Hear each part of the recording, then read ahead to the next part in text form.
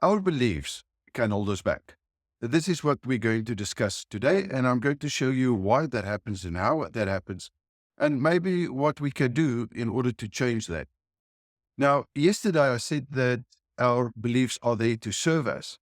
So how on earth is it possible that our beliefs can serve us, but at the same time hold us back? Well, this is why we're here. If you're new to this channel, I'm Dreyer, and I'm a modern day alchemist. And the reason for this channel is basically to show you and introduce you to how to become a modern day alchemist, so that you can take an idea, one form of vibration, energy, and turn that into another form of vibration or energy, like an idea into gold, or like an idea into a property, or an idea into a business, or an idea into a great relationship, or an idea into a great body. So today, let's look at how our beliefs can hold us back. Your beliefs are basically in the subconscious mind I can almost say on a cellular level. It's the emotions that's attached to a thought, to an concept.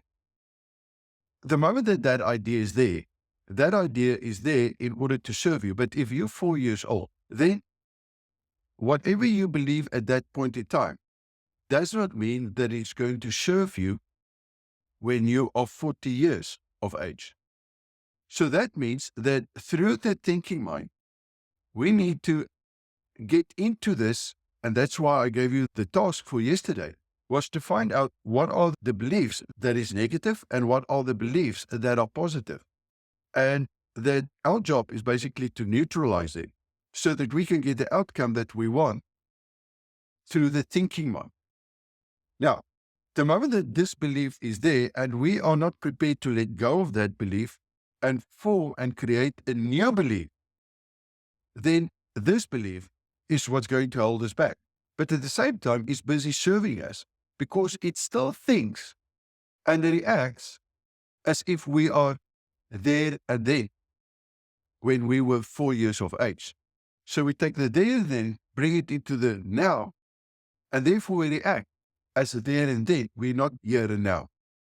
And this is what we're going to do in the future unless we understand that it's this belief system that is not working for us. Now, as a grown-up in 1987, I was learning how to become a certified financial planner. And I believe, for example, that the higher the risk, the higher the growth. And therefore, you must have money to make money. That's what I believe. With that belief system, I started giving other people advice on what to do and how to do it. But when I started looking at the results, first of all, my own results compared to the rich people, 4 clients that I've worked with at that stage, and what they were thinking and doing versus what I was thinking and doing, I could see there's a difference. And their results were completely different from my results. And they were actually there trying to help me, but I could not see that because I wanted to take my belief systems and try to convince them that my belief systems are the right ones. But when I looked at the results, they did it in a very graceful way, trying to tell me, honest, listen, you've got nothing. Maybe you should listen, but I wasn't open for that. So they would tell me, listen, we are investing in ourselves, we're investing in property, we're investing in business. We do not have a job. We do not rely on other people. Now, they would do it in a great way without trying to offend me, because without me knowing, I was actually busy doing a job and thinking that I was working for myself because I was on a commission basis. Can you see all the different belief systems at play? But in 87, I had this idea that the higher the risk, the higher the growth. And because of my clients and because of the results, when I started looking at my own financial situation, I thought, but something is not right. I wanted to invest in property. And the more I looked into property, the more I realized, but there's a lot that I need to learn about property. There are 27 variables. And then I realized, but these variables are risk. And then I could see by doing analysis upon analysis that the higher my skill becomes, the smaller the risk becomes. In other words, each and every variable is actually a risk in property. So I started seeing this up to a point where I had enough skills to use the 27 variables in the right order, where I could offset that risk. In other words, where that property would cost me nothing and it would be a free property. Now that changed my total belief system, because here I could see that, and I bought my first property, and a couple of months later, it still did not cost me a cent. But of course, there was another risk that at that point in time, to me, wasn't a risk, and that was the security risk. In other words, I had to stand security basically for this, even though this property did not cost me.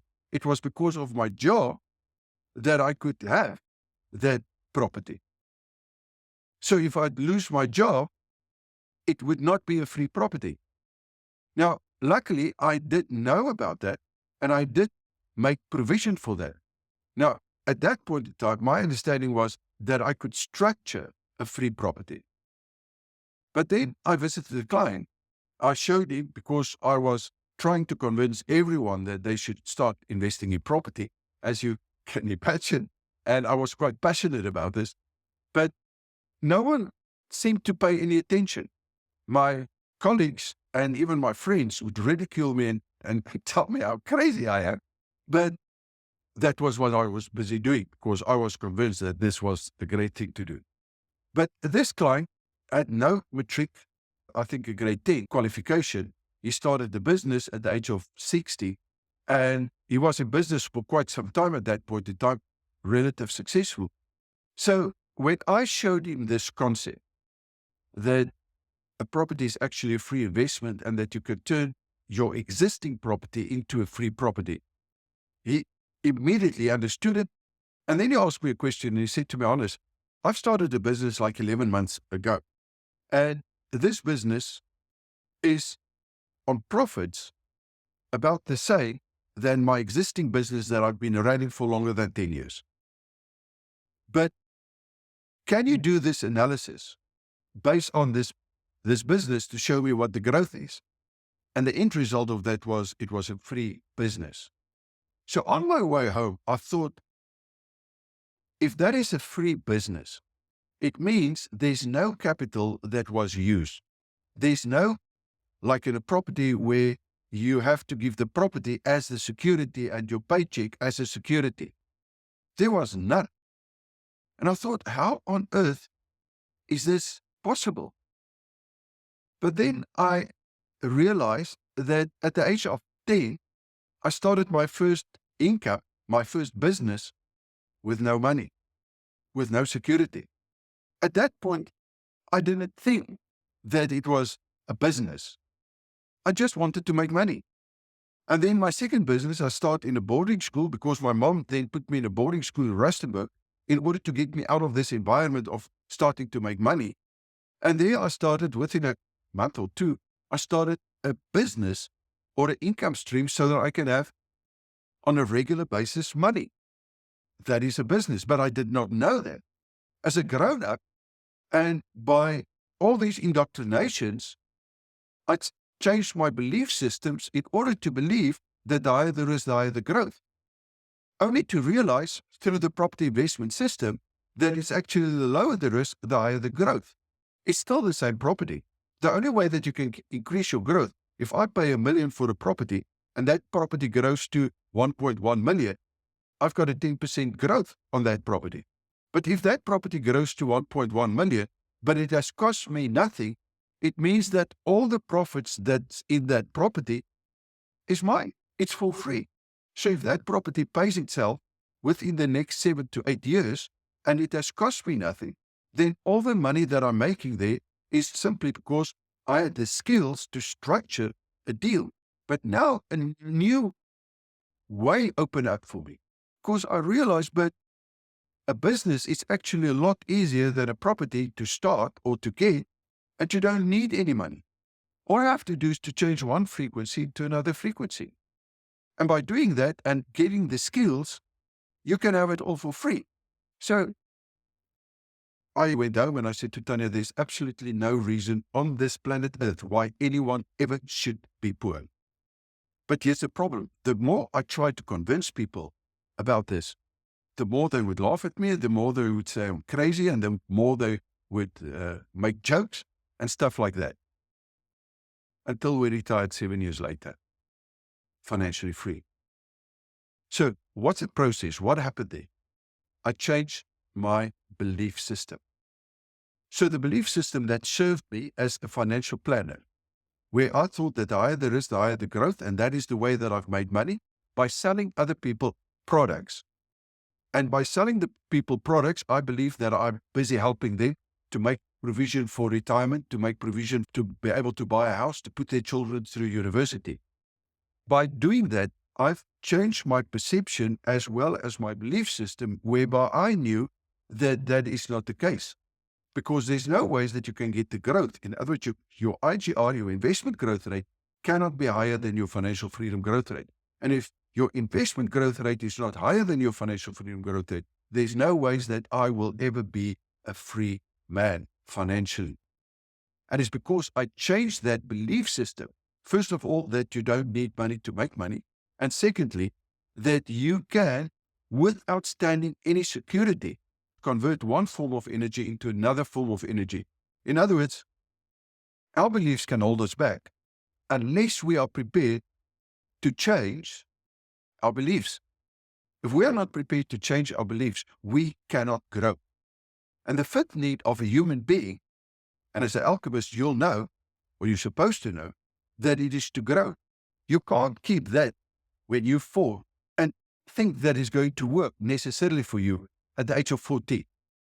But this is what we do, because once that belief system is formed, unless we know the process to let go of that belief system, to release that energy so that the energy can start to flow, there is absolutely no ways, my friend, that energy is going to help us to grow. So the only way that we can get the growth is to change the inner, the thinking process, the thoughts, to change the thoughts and the emotions that we attach to those thoughts, to change them by releasing that is going to keep us poor and that is going to keep us back. Now, I'm using a simple example in the financial field because most people are not where they want to be. But you can use this principle in any area of your life. And this is what we need to know, is that we've got the ability to, first of all, look at our results, look at the belief systems that cause that result.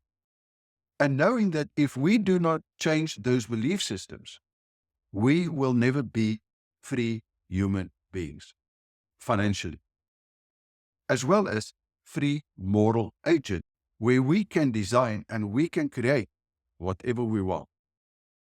It's an incredible gift that we were given. So what I'd like you to do is to go back. This is your task, is to go back to yesterday and say, okay, what are the limited beliefs? And what if this limited belief is no longer true? What if this thing is not serving me anymore? And write it down. Why is that belief system not serving you? And then, what belief system must I adopt that will serve me at this stage in my life in order to help me to reach and to get to whatever I set out to get? Now we can start with the path, because the inner path then is done. Now we have to start with the execution, where we have to learn the skills in order to verify and to validate that this new belief system is what's going to help us to get there. And I think this is where the modern alchemist or the wealth creators method starts coming in, where we know that if I'm going to apply my skills, but it's the wrong skills, I'm going to get the wrong result. So I have to change my belief system, because the skills that I'm going to learn will depend on my belief systems. So as a financial planner, at that point in my life, I thought that this was the right skill set.